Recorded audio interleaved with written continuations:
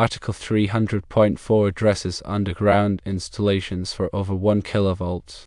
Specifically, Section F discusses duct banks. Where cables are installed in a duct bank, they must be enclosed in rigid metal conduit, intermediate metal conduit, or rigid non-metallic conduit. The cables must be separated by not less than 2 inches, which is equivalent to 50.8 millimeters. An interpretation clarifies that underground feeder pipes, which are conduit, installed in the same trench without spacing greater than 2 inches are considered a duct bank. The intent of this requirement is to provide sufficient space for heat dissipation and prevent interference between cables. This heat dissipation is critical for maintaining the ampacity of the conductors within the conduit. When conduits are bundled tightly together, the heat generated by the current flowing through the conductors cannot dissipate effectively, leading to a higher operating temperature. This increased temperature can degrade the insulation of the conductors, reducing their lifespan and potentially causing a fire hazard. Furthermore, the close proximity of the conduits can lead to inductive heating, where the electromagnetic fields generated by the current in one conduit induce current in the adjacent conduits. This induced current further increases the heat and can cause additional energy losses. There are remedies available if your underground feeder pipes are installed without adequate spacing. Option 1 involves installing the pipes with at least 2 inches of spacing between them. This provides the necessary space for heat dissipation and prevents interference between cables. Ensuring adequate spacing can sometimes require a wider trench, which needs to be factored into the planning and cost of the installation. Option 2 involves enclosing the pipes in a duct bank, which is a larger conduit that separates the pipes by at least 2 inches. This method is useful when it's impractical to increase the width of the trench or when there are other constraints that limit the spacing between the pipes. A duct bank provides a controlled environment for the conduits, ensuring that they are properly spaced and protected from the surrounding soil. The code does not explicitly require spacing between branch circuit pipes. However, it's a good practice to provide some spacing, for example, 6 to 12 inches, to allow for heat dissipation and ease of installation.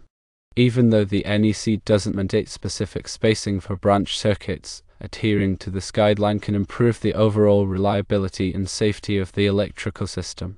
Proper spacing for branch circuits simplifies future maintenance and modifications. It also reduces the risk of damaging adjacent conduits when working on one circuit. Additional considerations include that the type of soil and trench conditions may affect the spacing requirements. Different soil types have different thermal conductivities, which affect how effectively heat can dissipate from the conduits.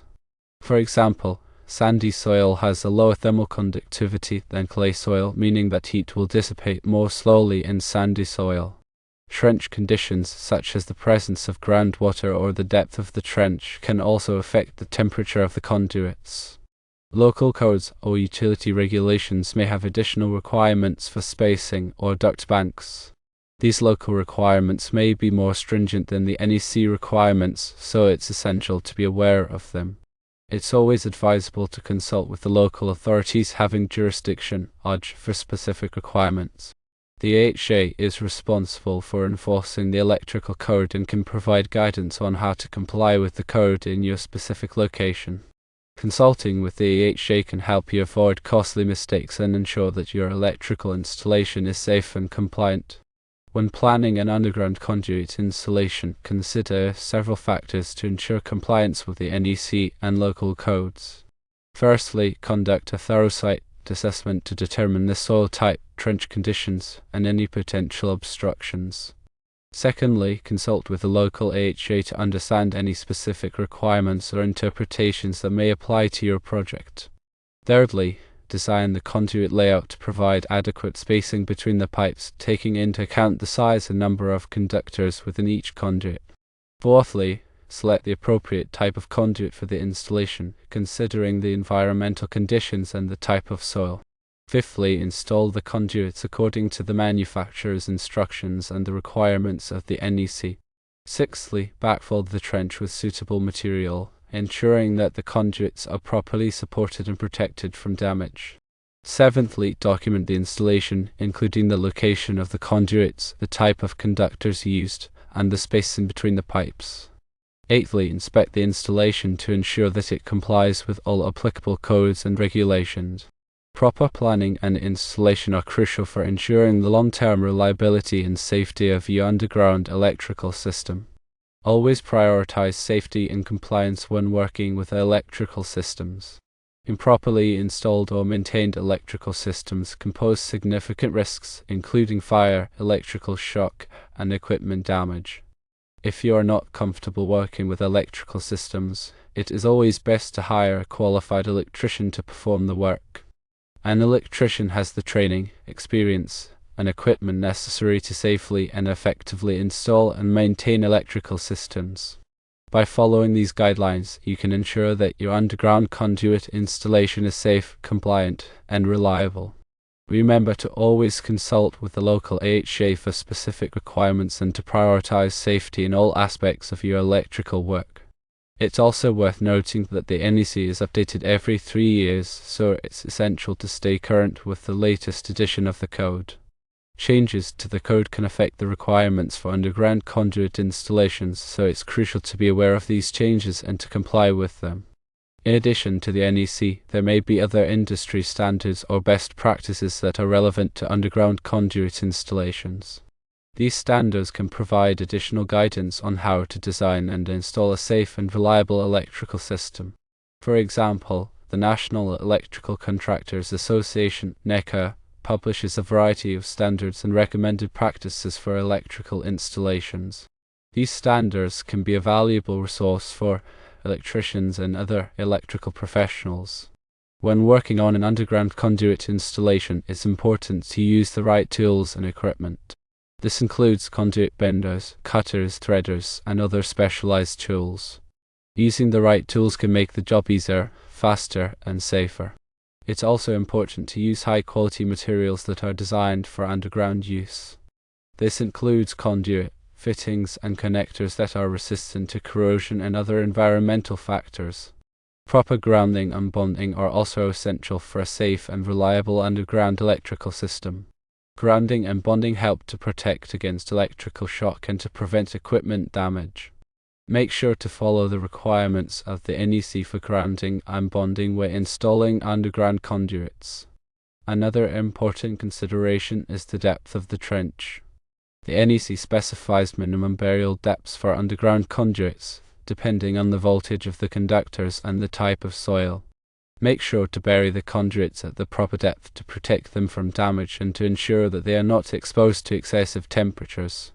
Before backfilling the trench, inspect the conduits to make sure that they are properly aligned and supported. Use suitable backfill material that will not damage the conduits. Compact the backfill material to provide a stable base for the conduits. After backfilling the trench, label the conduits to identify the circuits that they serve. This will make it easier to locate and maintain the conduits in the future. Regular maintenance is essential for ensuring the long-term reliability of an underground electrical system. Inspect the conduits periodically to check for damage or corrosion. Repair any damage promptly to prevent further deterioration. Keep the area around the conduits clear of debris and vegetation to prevent them from being damaged. By following these tips, you can ensure that your underground conduit installation is safe, reliable, and compliant with all applicable codes and regulations. Remember to always prioritize safety and to consult with a qualified electrician if you have any questions or concerns. Underground electrical systems are a critical part of our infrastructure, and it's important to install and maintain them properly. A well-designed and properly installed underground electrical system can provide reliable power for many years to come. If you plan to use multiple conduits underground, the conduit material is another thing to consider. While metal conduit can be used, it is prone to corrosion in certain soil conditions. PVC conduit offers excellent resistance to corrosion and is a popular choice for underground applications. However, it is important to select a PVC conduit that is rated for direct burial and is resistant to sunlight. Also, expansion fittings may be required when using PVC conduit to accommodate thermal expansion and contraction. When pulling cables through the conduit, use a pulling lubricant to reduce friction and prevent damage to the cable insulation. Make sure the pulling lubricant is compatible with the cable insulation and the conduit material. If the conduit run is long or has multiple bends, consider using a power puller to assist with the cable pulling process. After the cables are installed, seal the ends of the conduit to prevent water and debris from entering. Use a suitable sealant that is compatible with the conduit material and the cable insulation. If the underground conduit run crosses under a road or other paved surface, it is important to protect the conduit from damage. One option is to encase the conduit in concrete. Another option is to use a rigid steel conduit that is designed to withstand heavy loads. When designing an underground electrical system, consider the potential for future expansion. It may be wise to install spare conduits to accommodate future loads. This can save time and money in the long run. It is also important to coordinate the underground electrical system with other underground utilities, such as water, sewer, and gas lines. This will help to prevent conflicts and to ensure that the utilities are installed safely and properly. When working on an underground electrical system, always be aware of the potential hazards. These hazards include electrical shock, explosions, and cave-ins. Take appropriate precautions to protect yourself and others from these hazards. Before digging, always call the local one-call center to locate underground utilities. This will help to prevent damage to underground utilities and to ensure your safety. When working in a trench, make sure the trench is properly shored to prevent cave-ins. Wear appropriate personal protective equipment, such as safety glasses, gloves, and a hard hat. Always work with a qualified electrician when working on an underground electrical system. A qualified electrician has the training, experience, and equipment necessary to safely and effectively install and maintain underground electrical systems. Consider using tracer wire to locate underground non-metallic conduits. The tracer wire is buried alongside the conduit and can be located using a metal detector. This can be helpful for future maintenance or repairs. Consider using ground fault circuit interrupter (GFCI) protection for circuits that serve outdoor equipment, such as pumps or irrigation systems. GFCI protection can help to prevent electrical shock. When installing underground conduits, make sure the conduits are properly supported to prevent them from sagging or shifting. Use suitable hangers or supports that are designed for underground use. If the underground conduit run is located in an area that is subject to flooding, consider using watertight conduits and fittings. This will help to prevent water from entering the conduits and damaging the cables. The color of the conduit can be a consideration for identification purposes. For example, some jurisdictions require that conduits containing specific types of circuits be colored differently. Check with the local authorities having jurisdiction for specific requirements. Consider using a Geographic Information System (GIS) to map the location of underground conduits.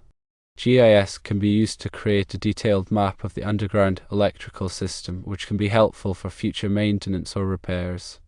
If the underground conduit run is located near trees, consider using root barriers to prevent tree roots from damaging the conduits. Root barriers are physical barriers that are installed alongside the conduits to prevent tree roots from growing near them. When backfilling the trench, avoid using rocks or other sharp objects that could damage the conduits. Use suitable backfill material that is free of rocks and other sharp objects. Compact the backfill material in layers to provide a stable base for the conduits. After backfilling the trench, restore the surface to its original condition. This may involve paving, landscaping, or other restoration work. Regularly inspect the underground electrical system for signs of damage or deterioration. Look for cracks, corrosion, or other signs of problems. Repair any damage promptly to prevent further deterioration. Keep accurate records of the underground electrical system, including the location of the conduits, the type of cables used, and the date of installation. This information can be helpful for future maintenance or repairs.